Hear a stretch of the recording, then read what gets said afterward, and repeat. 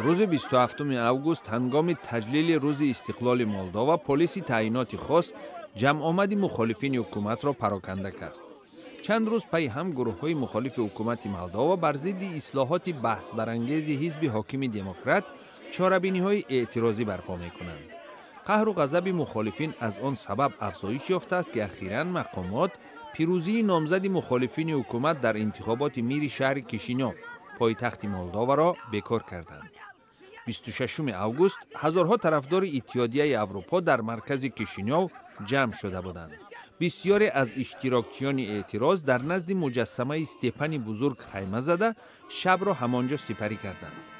قبل از آغاز مراسم با تنتنه جشن روز استقلال پلیس اعتراضگران را از نزد هیکل دور کرد، اما صدها نفر در نزد آن باقی مانده به گلگزاری پرزیدنت مولداوا ایگور دادان مخالفت کردند. دادان از متفقان سرسپرده پرزیدنت روسیه ولادیمیر پوتین می باشد. مولداوا در سال 1991 صاحب استقلال شد، ولی در مبارزه با فساد و کمبزاعتی دستاوردهای بزرگ کسب نکرده است.